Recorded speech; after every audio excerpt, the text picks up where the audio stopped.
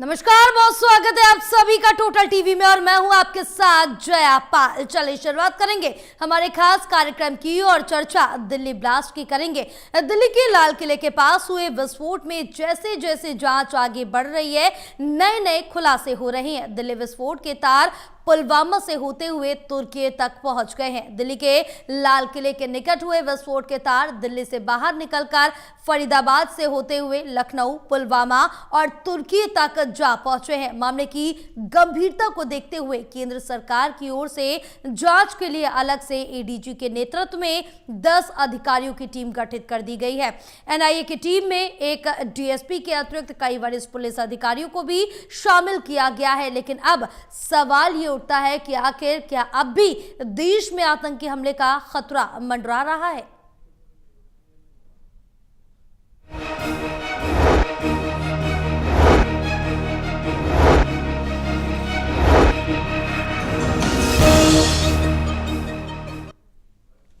तो इसी पर चर्चा करेंगे। हमारे साथ खास मेहमान भी जुड़ चुके हैं। चले पहले तारुफ करा देते हैं। आशीष कुंतल जी फॉरेंसिक एक्सपर्ट हैं, हमारे साथ जुड़े हुए हैं। सर, आपका बहुत स्वागत है हमारे खास कार्यक्रम में, हमारे चैनल में। रिटायर्ड ब्रिगेडियर मोहिंदर महाजन जी भी हमारे साथ जुड़े हैं। सर, आपका भी बहुत स्वागत है हमारे खास कार्यक्रम में, हमारे चैनल में। चर्चा करेंगे, चर्चा को आगे बढ़ाएंगे, लेकिन उससे पहले दिखाएंगे एक रिपोर्ट।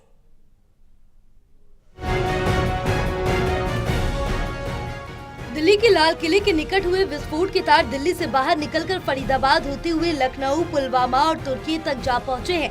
मामले की गंभीरता को देखते हुए केंद्र सरकार की ओर से जांच के लिए अलग से एडीजी के नेतृत्व में 10 अधिकारियों की टीम गठित कर दी गई है।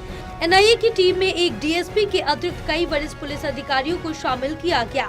एनआईए की टीम ने घटनास्थल पर जाकर जांच शुरू कर दी। इसके साथ ही लखनऊ में भी पुलिस छापेमारी कर आतंकवाद के फरीदाबाद मॉड्यूल से जुड़े अपराधियों की धरपकड़ की जा रही है। इतना ही नहीं, फरीदाबाद स्थित अल फलाह यूनिवर्सिटी में जांच टीमों ने जाकर जांच की। दिल्ली लाल किले के नजदीक धमाके की जांच में लगी जांच टीम इस बात की भी जांच करेगी कि आतंक की साजिश के कितने तार हैं और दिल्ली ब्लास्ट की कहां-कहां साजिश रची गई। इस साजिश के कितने सूत्रधार हैं, क्या खतरा टल गया या अभी भी मंडरा रहा, या फिर क्या है दूसरी कार की सच्चाई? क्या धमाके के समय 2 कार में आतंकी मौजूद थे? इन सब सवालों के जवाब जांच एजेंसियों को देना है। Delhi news bureau, total TV.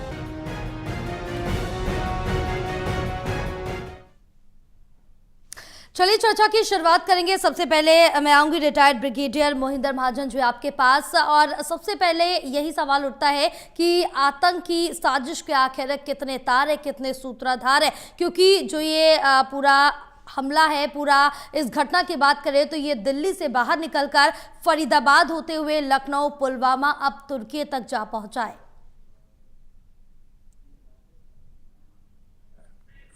ये ब्लास्ट बहुत ज़बरदस्त ब्लास्ट हुआ है जी, जो बहुत देर के बाद हुआ है। और इसके तार जो हैं, आप जैसे बता रहे थे, ये जेएनके से स्टार्ट होते हुए फरीदाबाद, लखनऊ, और जब अब तुर्की के साथ भी कुछ उसमें इन्वॉल्वमेंट है, तो ये एक सोची समझी रणनीति है जिसके मुताबिक उन्होंने कहा है। और सबसे हैरानगी की बात है कि पढ़े लिखे एजुकेटेड डॉक्टर्स, जो उनको भगवान का दर्जा दिया जाता है, वो इस साजिश में शामिल हैं। बहुत अजीब बात, ये पहली बार हुआ है कि कुछ ज़्यादा लोग जो हैं पूरे डॉक्टर प्रोफेशन को उन्होंने बहुत बदनाम कर दिया है। मैं इसकी जितनी भी निंदा करूं कम होगी।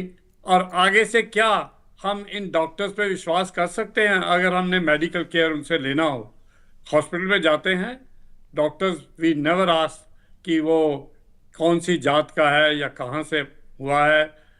लेकिन अब तो ये सोच विचार करना पड़ेगा कि क्या हम डॉक्टर्स इस कास्ट, इस कौम के, उन पे विश्वास कर सकते हैं? हाँ, जो ये ब्लास्ट हुआ है बहुत दर्दनीय घटना है और इसकी जितनी भी निंदा की जाए, कड़ी से कड़ी निंदा मैं करना चाहता हूँ।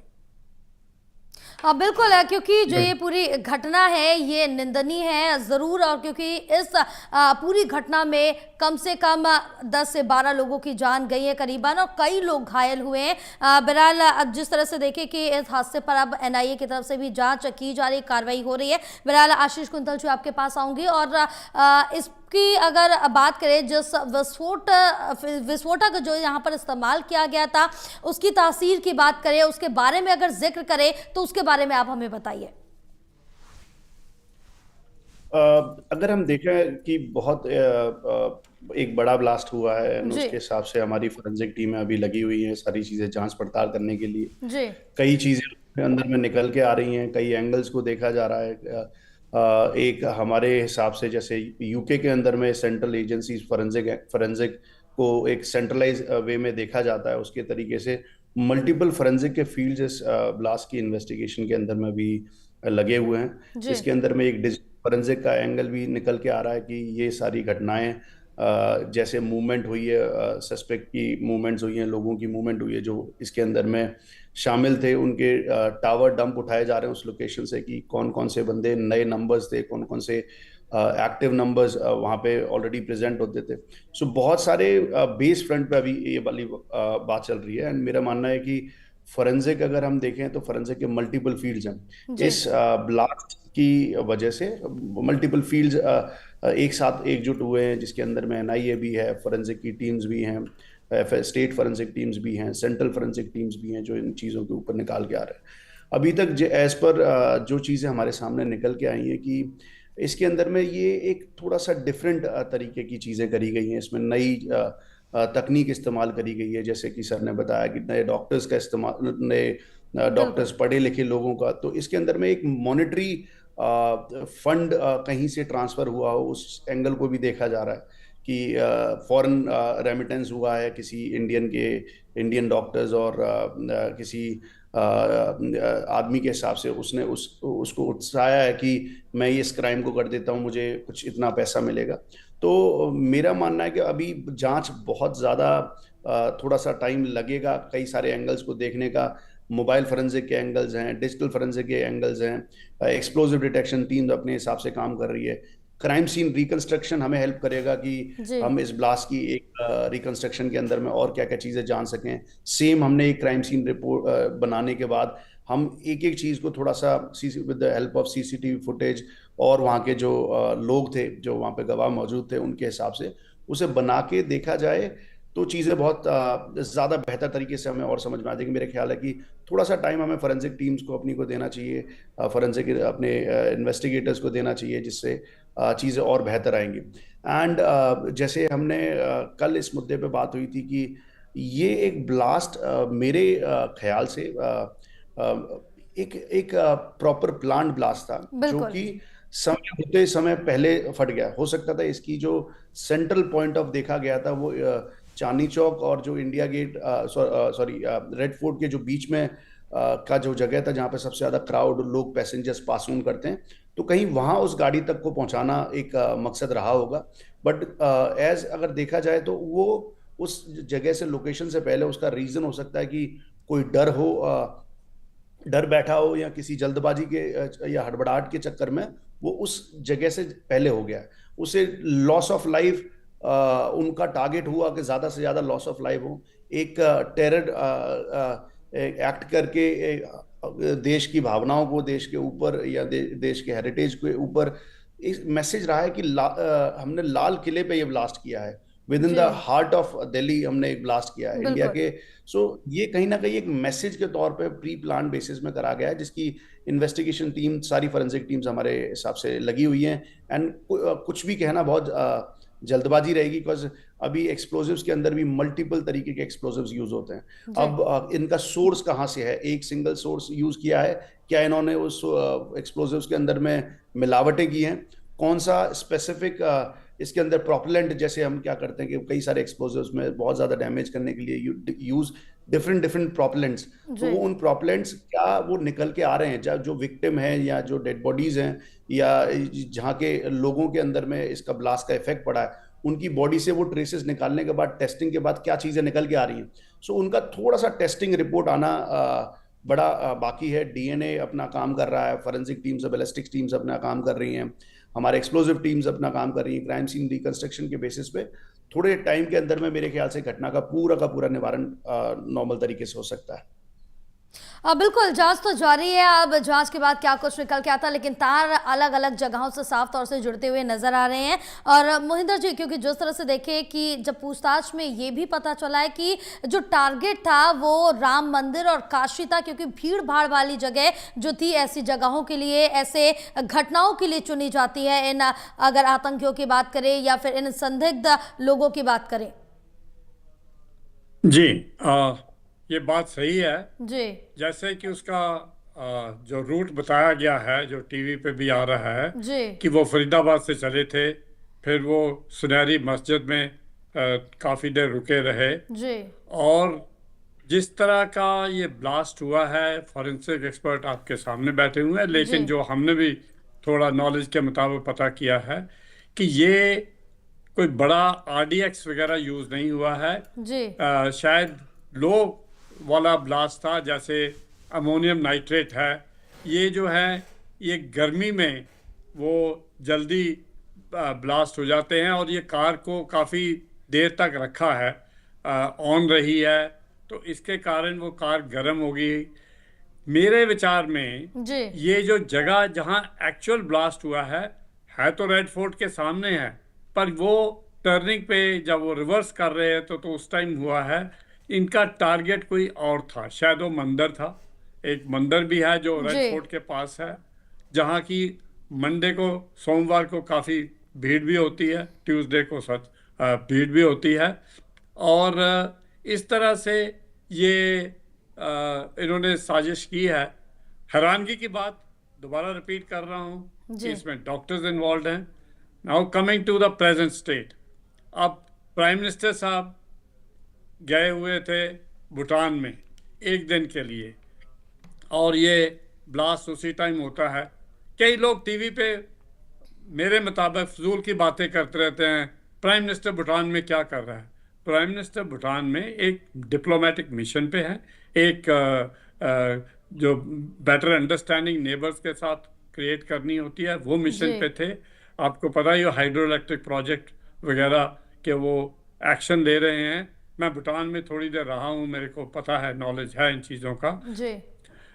आज वो कैबिनेट कमेटी ऑन सिक्योरिटी की बैठक हो रही है। प्राइम मिनिस्टर देखिए भूटान से आते हैं और सीधा जयप्रकाश हॉस्पिटल जाते हैं घायलों को मिलने। पूरी जानकारी वो होम मिनिस्टर से लेते रहे, दूसरे ऑफिसर से लेते रहे हैं। और जब वो आज सिक्योरिटी की कैबिनेट कमेटी की मीटिंग होगी तो कोई मेजर डिसीजन लिया जाएगा, जो हमको जब वो ब्रीफिंग करते हैं तो पता लगेगा। कुछ ना कुछ एक्शन लेना है जी। ये वो ज़माना गया जब हम सफ़र करते थे और कोई एक्शन नहीं होता था।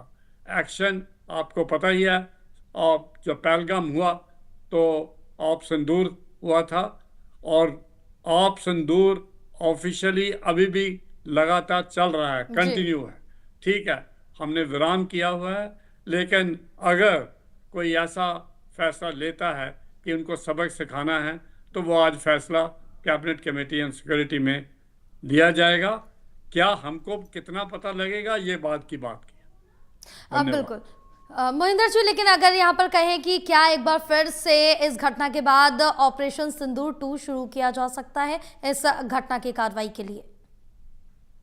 बिल्कुल, जैसे मैंने बताया था, ऑप सिंदूर अभी खत्म नहीं हुआ है, वो चल रहा है।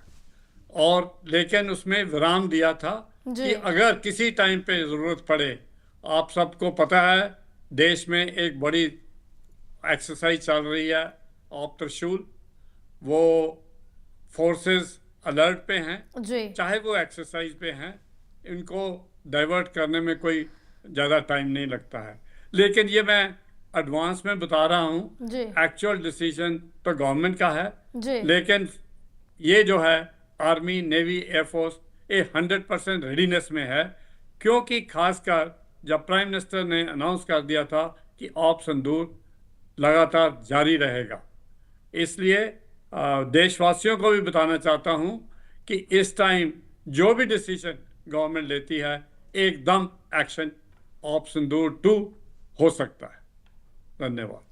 अब बिल्कुल अब देखना होगा कि इसके बाद आगे क्या कुछ कार्रवाई की जाती है। लेकिन आशीष जी, जिस तरह से देखें कि अभी जिक्र इस चीज़ का भी कर रहे थे, जो ये विस्फोटक मिला है वो ज़्यादा एक्सप्लोजिव था या फिर कम एक्सप्लोजिव था? क्योंकि जितने लोगों की मौत हुई है, भले ही अगर एक की भी मौत हो, लेकिन किसी के घर का चिराग बुझाए वो बहुत बड़ा बात बहुत ज़्यादा बड़ी हो जाती है। लेकिन अब जिस तरह से देखें कि जो विस्फोटक इस्तेमाल किया गया था और जो विस्फोटक सुबह फरीदाबाद में मिला था, क्या कुछ अंतर है? क्या इसकी भी जाँच की जा रही है? यस, मेरे ख्याल से जैसे कि आपने बताया, सर ने बताया, जाहिर सी बात है आरडीएक्स नहीं था, आरडीएक्स को लेना थोड़ा सा डिफिकल्ट होता है। जी। इन गवर्नमेंट ने हमारे रूल्स एंड रेगुलेशंस हैं कि अगर कोई भी इस तरीके के एक्सप्लोजिव्स जो किसी भी वजह से बहुत ज़्यादा हार्मफुल हो सकते हैं नॉर्मल पब्लिक के लिए या हजार्डस हो सकते हैं, उन चीज़ों को एक्चुअल में लेना, there is a proper licence कि सारे जो भी बेचने वाले हैं और जो खरीदने वाले हैं उनकी पूरी जांच पड़ताल हो। तो सबसे बड़ी चीज़ मेरा यह है कि ये एक्सप्लोजिव जैसे मिले हुए हैं तो इसके दो पॉइंट ऑफ व्यू हो सकते हैं कि एक, इतनी मात्रा में खरीदना जी। एक्सप्लोजिव कहीं से भी किसी भी बंदे के लिए पॉसिबल नहीं होगा, वो सस्पिशियस होगा। सो हो सकता है कि ये मिक्स एंड मैच करके थोड़ी थोड़ी जगह से लिया गया हो। उसके अंदर में डॉक्टर्स जैसे बंदे जिनके ऊपर शक ना जाया जाए, जैसे सर ने बताया कि हम एक डॉक्टर जहां नाम लग जाता है तो हम अपनी तरफ से उसे ऑलरेडी विद ड्यू रिस्पेक्ट जी। सारी चीजें बात करते हैं। तो कहीं ना कहीं उन लोगों को टारगेट करा कर भाई आप लेके आओ और आप इसको इस तरीके से दिया, उसके पीछे जाहिर सी बात एक मॉनेटरी फंड हो सकता है, एक इविल इंटेंट हो सकती है उसके पीछे। अब ये नहीं पता मोडस ऑफ ऑपरेंडी का है। तो ये सारी चीजें धीमे धीमे करके एक जगह इकट्ठी हुई। इस ऐसे स्पेसिफिक रीजंस में जैसे हमने बहुत सारी बार देखा है कि क्लैंडस्टाइन लैब्स स्टैब्लिश करी, इलीगल लैब्स स्टैब्लिश करी जाती हैं। एंड जैसे कि हमारे बारे में ये ऑपरेशन सिंदूर 2 के बारे में बात हो रही, तो मुझे जो लगता है कि कहीं ना कहीं ये सारी चीज़ें हमारे कुछ फ्लॉज की वजह से भी हो रही है कि लोग हमारे पास आते हैं क्लैंडस्टाइन जैसी कहीं भी लैब्स इस्टेब्लिश कर सकते, प्रॉपर ट्रेनिंग हुई है इन जी। चीज़ों के बारे में, प्रॉपर बताया गया है कि कौन कौन से चीज़ें हमें यूज़ नहीं करनी, किस तरीके से हमें काम करना है। आप ये देखिए कि ये एक नॉर्मल, ये बड़ा एक हार्ड स्टेप है। अगर किसी भी अटैक्स को देखा जाए तो कितना डेयरिंग स्टेप है कि कोई बंदा बीच में जाता है, वहाँ सारी चीज़ करता है और उसके बाद उससे अंजाम तक पहुँचाता है। तो इसके पीछे प्रॉपर ट्रेनिंग होती है। ऐसा नहीं है कि आज सपना आया और आज हमने बोल दिया, किसी ने पैसे दिए और हमने ये काम कर दिया। कहाँ से एक्सप्लोजिव ट्रैवल करे होंगे, चीज़ें आई होंगी। तो इसके ऊपर मेरा मुद्दा सिक्योरिटी एक फ्लॉ के तौर पे मैं ये देखता हूँ कि आज हम देखें, ये एक हार्श वर्ड है कि हमारे जो आधार कार्ड्स हैं अभी तक वो लिंक नहीं है, सेंट्रलाइजली लिंक नहीं है कि अगर गवर्नमेंट चाहे तो उन सब सारी चीज़ों का डेटा बाकी इन्वेस्टिगेशन एजेंसीज वगैरह को शेयर कर पाए। हमारे फिंगरप्रिंट्स जैसे हमारी बहुत सारी चीज़ें होती है, यूनिकली आइडेंटिफाई होती है। प्लस दूसरी चीज़ है कि हम ऐसे देशवासी होने के तौर पर कई जगह हमने सुना भी है, कई जगह देखा भी है कि आप आधार को मॉड्यूलेट कर सकते हैं। जैसे हमारे पासपोर्ट की आइडेंटिटी होती थी पहले स्ट्रांग मानी जाती है, अब पासपोर्ट की आइडेंटिटी हमारे आधार के बराबर हो गई है। आधार, अब हमसे कभी पासपोर्ट, मुझसे कभी पासपोर्ट नहीं मांगा गया, मुझसे कभी हमेशा आधार माना गया। तो मेरा कहने का मतलब है कि this should be proper count कि कौन लोग हमारे देश के अंदर में हैं, उनकी दोबारा काउंटिंग हो, उनकी प्रॉपर तरीके से स्क्रूटनी हो कि दीज आर द पीपल। कोई ट्रैवल करता तो ट्रैवल की मॉनिटरिंग हो। कहीं ना कहीं कुछ चेंजेस इस तरीके से होते हैं कि कोई बॉर्डर क्रॉस करके, बॉर्डर बहुत बड़ा है तो हर जगह चीजें पॉसिबल नहीं हो सकती। तो कहीं ना कहीं से लोग वो हैं जो बाहर से आए हुए हैं, पहली चीज। दूसरी चीज, उनको मॉनिटरी जिनके लिए बहुत इंपॉर्टेंट है, किसी भी तरीके से उनको बहला फुसला कर टारगेटेड एक प्रॉपर तरीके से स्टडी कराया जाता है, उनके दिमाग को ब्रेन वॉश करा जाता है in terms of many different factors. उन्हें नहीं पता अंजाम क्या हो सका, बट वो इतना हार्ड स्टेप ले सकें, इस चीज के लिए चीज आ जाती है। जैसा कि हमारा अभी मुद्दा चल रहा है कि अभी क्या है, मेरा मानना यह है कि हो सकता है, मतलब मैं ये नहीं कहता कि ये प्लानिंग और जगह की भी हो। So they have targeted few places कि जैसे इन्होंने लाल किला ही चुना। क्यों लाल किला चुना, उसके पीछे रीजन है, it's more crowded area. Sir ने बताया वहाँ एक मंदिर भी है, वो हालांकि बड़ा पॉपुलर और बहुत पुराना मंदिर है जिसके लोग बहुत सारे लोग जाते हैं। तो कहीं उस चीज को टारगेट करना हो, एक रिलीजन सेंटिमेंट को, और हो सकता है कि कहीं इस तरीके की एक फाइट या इस तरीके की एक एक्सट्रीमिस्ट हेटरिज्म क्रिएट करने के लिए कराया गया हो कि भाई अगर ये हुआ है तो उससे हिंदू भड़कें और वो कुछ ऐसी चीज करने की कोशिश करें, तो इसके मुद्दे मल्टीपल हो सकते हैं।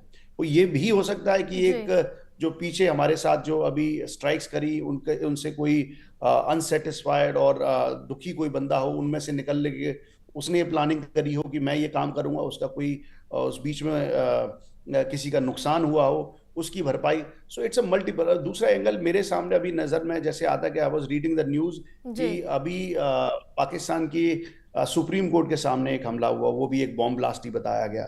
सो अब इसमें मेरा मानना ये होता है कि वो इस ब्लास्ट के बाद ही क्यों हुआ। बाद होने का रीजन ये हो सकता है कहीं पाकिस्तान इस चीज को नहीं बता रहा, देखो जी आपके यहाँ तो हुए वही टेररिस्ट अटैक हमारे यहाँ होते हैं।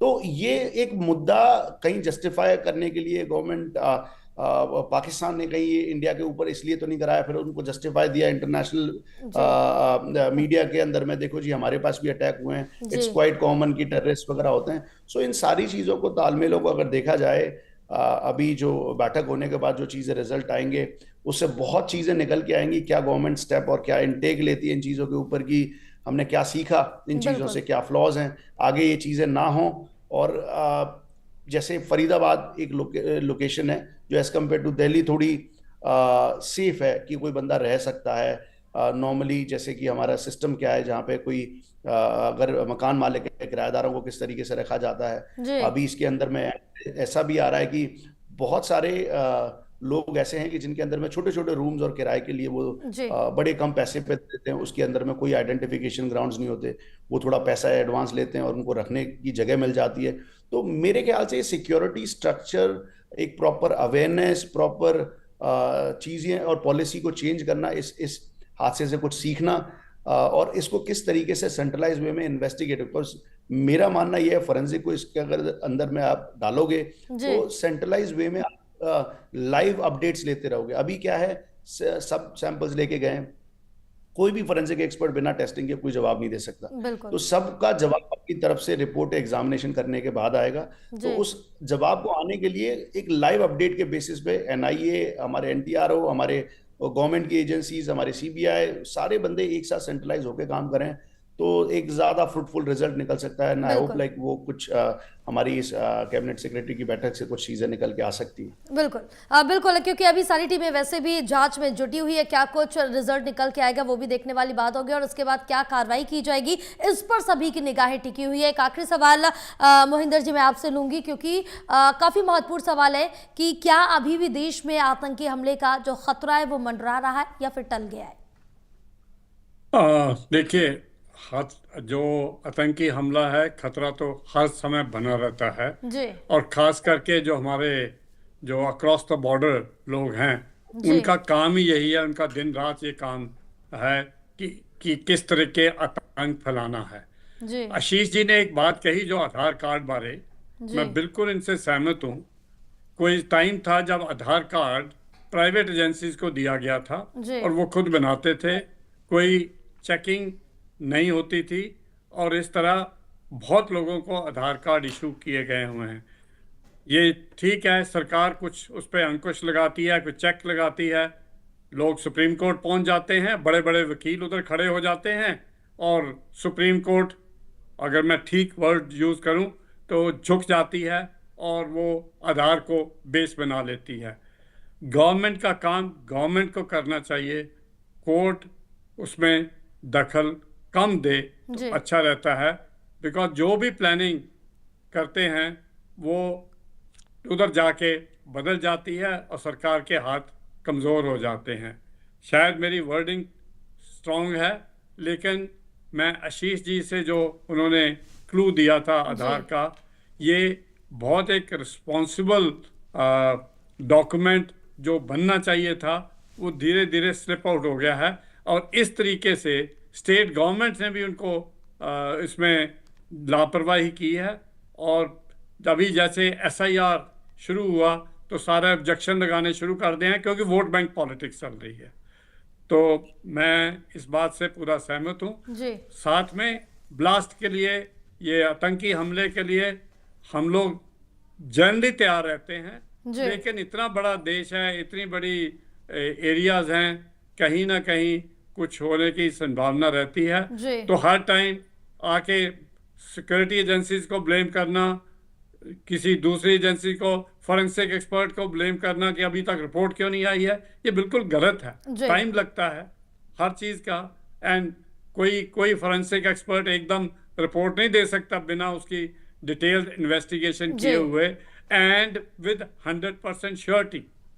सो ये चीजें, लेकिन आज टीवी पे मैं सुन रहा था, कोई लीडर्स बोल रहे थे कि अभी तक क्या हुआ, सिक्योरिटी फेल है, प्राइम मिनिस्टर रिजाइन करे, होम मिनिस्टर रिजाइन करे। ये ऐसे थोड़ा चलता है सरकार, देश ऐसे नहीं चलते हैं। जी बिल्कुल, पूरी जांच, पूरी रिपोर्ट आने के बाद ही कुछ कहा जा सकता है। बहरहाल सभी को अभी इसी चीज का इंतजार है कि रिपोर्ट्स कब आते हैं, जांच के बाद क्या कुछ खुलासा होता है। सभी की निगाहें टिकी हुई है। बहरहाल आप सभी का पूरी चर्चा के लिए बहुत धन्यवाद। सुरक्षा एजेंसियां दिल्ली ब्लास्ट में अब लगातार जो जांच है वो तेज कर चुकी है, जांच चल रही है और जो दूसरी गाड़ी थी उसकी तलाश भी की जा रही है और अब रिपोर्ट्स में क्या कुछ सामने आएगा वो देखने वाली बात होगी।